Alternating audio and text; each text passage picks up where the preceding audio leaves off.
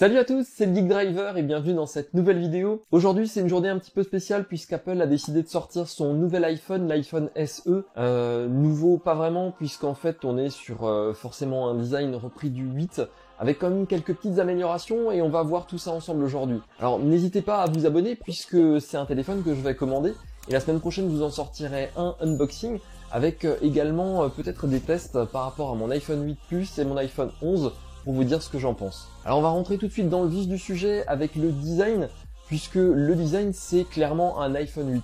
Que ce soit au niveau de la largeur, de la longueur, de la hauteur, de l'épaisseur, on est sur vraiment un match nul. On va avoir un poids qui est totalement identique, vraiment on est totalement pareil. La seule chose qui va être un petit peu différente, c'est les couleurs, et là on n'aura en fait que du noir, du blanc ou du rouge. Là c'est clairement Apple qui fait des économies au niveau des coloris. Au niveau de l'écran, c'est là où moi je suis un petit peu déçu, c'est que j'attendais quand même à avoir quelque chose d'un petit peu meilleur. Là finalement on est exactement sur le même écran qu'on pouvait avoir sur l'iPhone 8, c'est un petit peu dommage parce que j'attendais quand même à avoir quelque chose d'un petit peu plus correct. Toujours est-il que l'écran lui-même, si vous suivez la chaîne, vous savez que j'ai un iPhone 8 Plus déjà depuis quelques temps, c'est vraiment un téléphone qui me correspond, c'est celui que j'utilise tous les jours, mais celui que je préfère, ça reste quand même l'iPhone 8. La seule chose qui va réellement changer au niveau de l'écran, c'est l'abandon total du 3D Touch. Au niveau puissance, c'est là où vraiment on va avoir une grosse amélioration, et c'est vraiment ça qui va me faire pencher pour cet iPhone SE 2020, c'est vraiment la capacité au niveau processeur. Alors la puissance de calcul, on a en fait l'intérieur d'un iPhone 11 Pro Max à l'intérieur d'un châssis d'iPhone 8. Donc on a tout simplement un écran de 4,7 pouces, donc un tout petit format, et on va quand même avoir une puissance de calcul qui est quand même phénoménale, donc forcément pour un iPhone, puisqu'on a quand même l'excellente puce A13, donc l'A13 Bionic, qui est déjà présente dans les iPhone 11, iPhone 11 Pro et iPhone 11 Pro Max. Donc on va vraiment avoir quelque chose qui tient la route. On a quand même un des processeurs les plus puissants du marché, et c'est vrai que c'est quand même l'interface logicielle que Apple maîtrise complètement. On va vraiment avoir un téléphone qui tient hyper bien la route, surtout dans le temps. C'est un téléphone qui est prévu quand même pour durer au minimum 5 ans. Un téléphone qui est en dessous de 500 €, moi je trouve que c'est vraiment plutôt pas mal. Au niveau fonctionnalité, toujours pas de 5G. Là par contre on va gagner le Wi-Fi 6, donc la nouvelle norme, et c'est vrai que ça va être quand même très agréable pour l'utilisation. On va avoir des débits beaucoup plus grands, et au niveau stockage c'est à peu près la même chose puisqu'on a un 64, un 128 et un 256 Go de stockage. Au niveau photo et vidéo, on va avoir le même capteur, c'est un 12 mégapixels qui était déjà présent sur l'iPhone 8.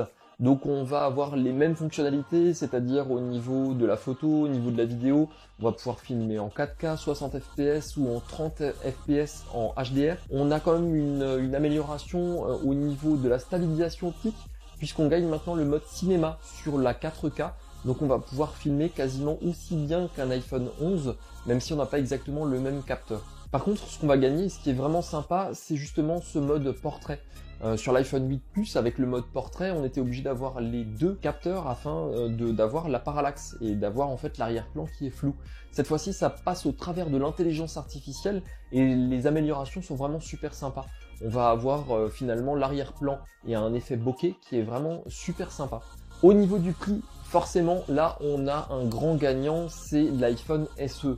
L'iPhone SE, il commence à partir de 489 €, c'est-à-dire 50 € de moins que l'iPhone 8 juste avant lui.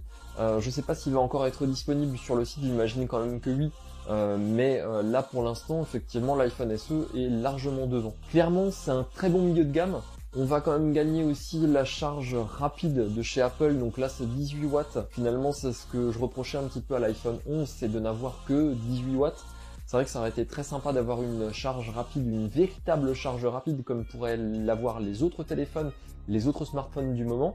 Mais bon, on est quand même sur quelque chose qui est un petit peu plus rapide que ce qu'on pouvait avoir jusqu'à présent. Au final, à votre avis, iPhone SE ou iPhone 8? Pour moi, le match est plié d'avance. C'est-à-dire que l'iPhone SE, clairement, il est un cran au-dessus. On va avoir un téléphone qui va être beaucoup plus durable, qui va tenir beaucoup mieux dans le temps.